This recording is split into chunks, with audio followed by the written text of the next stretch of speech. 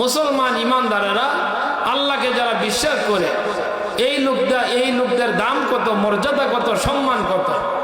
আল্লাহকে আপনি প্রশ্ন করেন, আল্লাহ তোমাকে আমরা বিশ্বাস করি, ওয়াজের প্যান্ডেলে যাই, তোমার নাম শুনলে দৌড়ে আজান শুনতে আমরা মসজিদে দৌড়িয়া চলিয়া যাই। আল্লাহ কি লাভ হবে, কি ফায়দা হবে, কি কল্যাণ হবে আমাদেরকে বলিয়া দেয়। আল্লাহ পাক বলেন, বান্দা আমাকে বিশ্বাস করিয়া করিয়া আমার ঘরে যাইয়া যখন সেজদা দিবা, যেই জায়গায় তুমি সেজদা দিলা, নয়ানগর মসজিদের ভিতরে রাজা মেয়ার নয়ানগর মসজিদে আসিয়া যতটা সেজদা দিলা, কিয়ামত পর্যন্ত এই সেজদার স্থান তোমার জন্য কন্দন করতে থাকবে। কোন সুবহানাল্লাহ। আল্লাহ পাকের নবী বলেন, জুইলাত লিয়াল আরদু মসজিদান ওয়া তুহুরান, সারা পৃথিবী আমার জন্য মসজিদ বানিয়ে দেওয়া হয়েছে। যেই জায়গায় আমার উম্মত সেজদা দিবে মাত্র 3টি জায়গা ব্যতীত, এক হলো কবরস্থান, 2 নম্বরে হলো নাপাক স্থান, যেই জায়গায় ময়লা আবর্জনা নাপাক ফালানো হয় এই জায়গা, 3 নম্বরে হলো গোসলের স্থান, ময়লা আবর্জনার স্থান, নাপাকের স্থান গোসলখানা, যেই জায়গায় গরু ছাগল বকরি বেড়া আপনি লালন পালন করিয়া বাঁধেন, এমন নাপাক জায়গা ছাড়া যেই জায়গায় আপনি আল্লাহকে সেজদা দিবেন, মহান রব্বুল আলামিন সঙ্গে সঙ্গে কবুল করিয়া নিবে। কোন সুবহানাল্লাহ। আল্লাহকে ডাক দিয়ে বলেন, আল্লাহ সেজদা দিলে কি লাভ হবে, কি ফায়দা হবে? মহান রব্বুল আলামিন কুরআনুল কারীমে ইরশাদ করে দিয়েছেন, ইয়া আইয়ুহাল্লাযীনা আমানু রুকউ ওয়াসজুদু ওয়া'বুদু রাব্বাকুম ওয়াফআলুল খায়রা লাআল্লাকুম তুফলিহুন। ও দুনিয়ার বান্দা বান্দিরা, ও দুনিয়ার পর্দার আড়ালের মা ও বোনেরা, আমার ভাইয়েরা, মহান রব্বুল আলামিন বলেন, আমানু রুকউ, ইমানদার হলে শুধু চলবে না, আমি আল্লাহ তাআলার জন্য রুকু করো, ওয়াসজুদু, আমার জন্য সিজদা করো, ওয়াফআলুল খায়রা, মাহফিল দাও, টাকা দিয়ে, পয়সা দিয়ে, বুদ্ধি দিয়ে, শ্রম দিয়ে, দ্বীনের কাজের সহযোগিতা করো। আল্লাহ পাক বলেন, লাআল্লাকুম তুফলিহুন, অবশ্যই তোমরা কামিয়াবি বান্দাদের ভিতরে গণ্য হয়ে যাবা। কোন সুবহানাল্লাহ। সেজদা না দিলে কি ক্ষতি হবে, কি ক্ষতি হবে?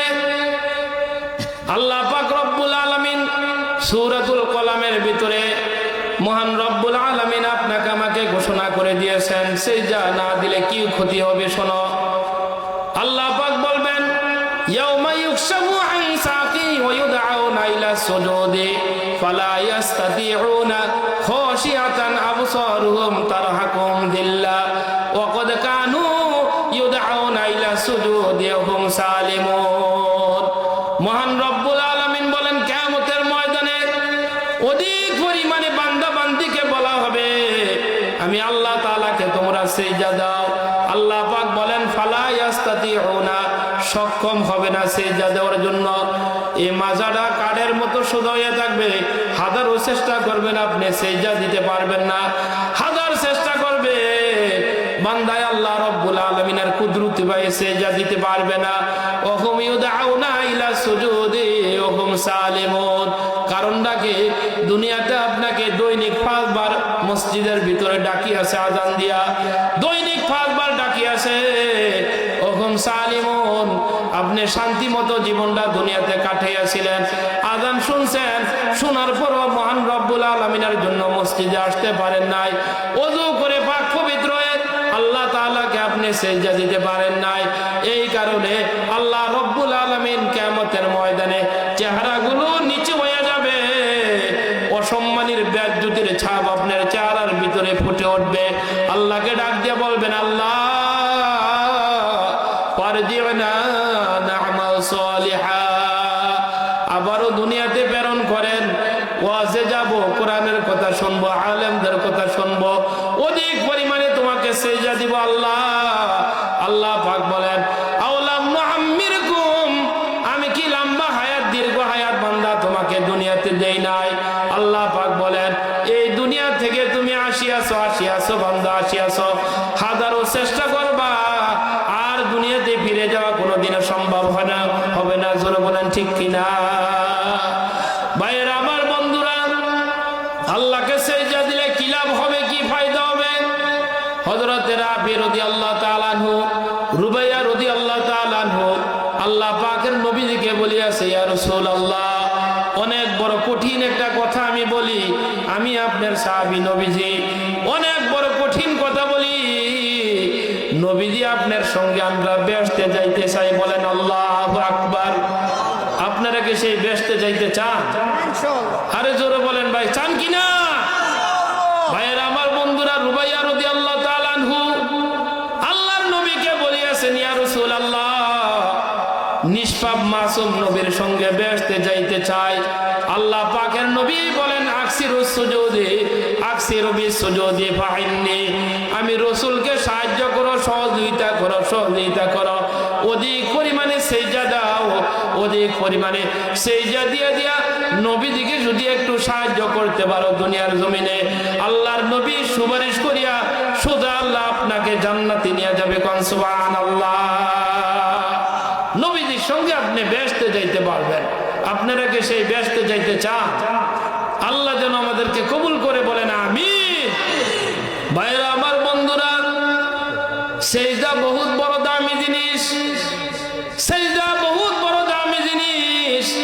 আপনি আল্লাহকে সেজদা দিবেন, অন্য গাল দিয়া ইবলিস শয়তান আফসোস করতে থাকবে, আফসোস করতে থাকবে। ইজা সাজাদা ইবনু আদমা, বনি আদমের সন্তান যখন আল্লাহ তাআলাকে সেজদা দেয়, শয়তান, ইবলিস শয়তান, ইয়াতাযালা শাইতানু ওয়া ইয়াবকি, সে কাঁদতে থাকে, চিৎকার পাড়তে থাকে আর কাঁপতে থাকে, ভয়ে চোখের পানি ছাড়ে, দূরে চলিয়া যায়, দূরে চলিয়া যায়, আর বলতে থাকে, উমিরা ইবনু আদম বিসুজুদি ফাসাজাদা ফালাহুল জান্নাহ। বনি আদমের সন্তানকে আল্লাহ নির্দেশ দিয়েছে সেজদা দেওয়ার জন্য, এই লোকগুলো সেজদা দিয়ে দিয়ে সোজা আল্লাহর জান্নাতে পৌঁছে গিয়েছে। কোন সুবহানাল্লাহ। উমিরতু বিসুজুদি, আমাকেও নির্দেশ দিয়েছিল মহান রব্বুল আলামিন সেজদা দেওয়ার জন্য, ফাসাইতু, আমি নাফরমানি করিয়াছি, আল্লাহকে সেজদা দেই নাই, সেজদা দেই নাই, ফাসাইতু ফালাইয়ান নার, এই কারণে আমি ইবলিস শয়তানের লানতের বন্দিখানায় কিয়ামত পর্যন্ত জড়িয়া জাহান্নামী হয়ে গিয়েছি। কোন নাউযুবিল্লাহ। সেজদা দিলে আল্লাহর জান্নাত পাওয়া যায়, সেজদা না দিলে পরে জাহান্নামে যাইতে হয়।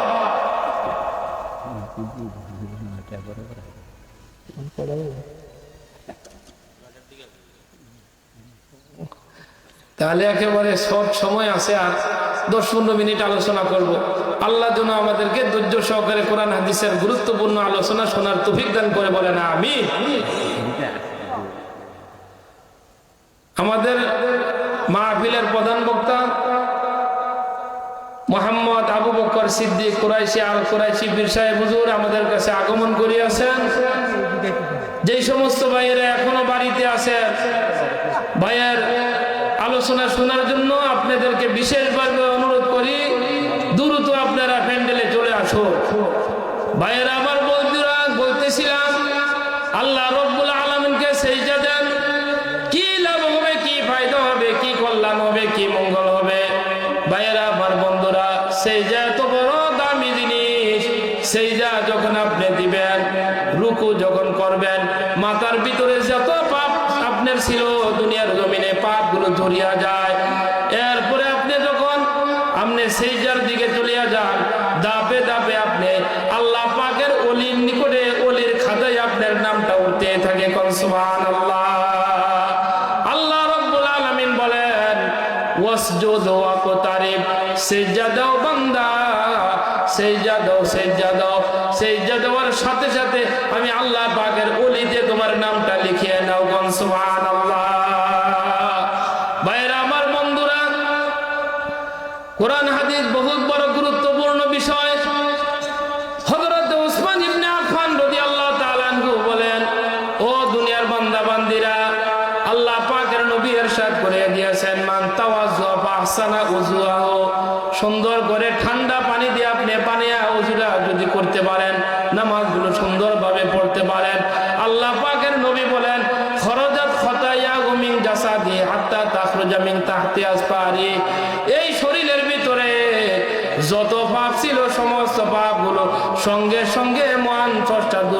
করিয়া দেয়। কোন সুবহানাল্লাহ।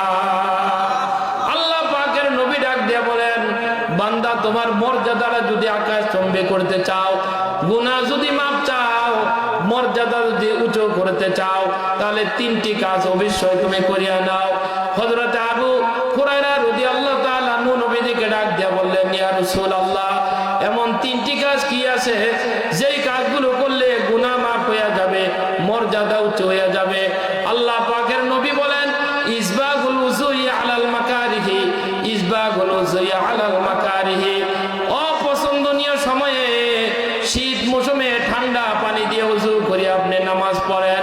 2 নম্বরে আল্লাহ পাকের নবী বলেন, কাসরাতুল খতা ইলাল মাসাজিদি, অধিক পরিমাণে হেঁটে হেঁটে আল্লাহ পাকের ঘর মসজিদে আপনি চলিয়া যান। 3 নম্বরে আল্লাহ পাকের নবী বলেন, ইন্তাজারু সলাতি বাদা সলাতি, একটা নামাজ আদায় করিয়াছেন, দ্বিতীয় নামাজের জন্য যখন আপনি অপেক্ষায় থাকবেন। 1 নম্বরে অপছন্দনীয় সময় যখন আপনি ওযু করবেন। অপছন্দনীয় সময় কোন সময়? যখন আপনার শরীরটা ভালো থাকে না, অসুস্থ থাকে, এই সময় অপছন্দনীয়। যখন শীত মৌসুম আসে, ঠান্ডা পানি দিয়ে ওযু বানিয়া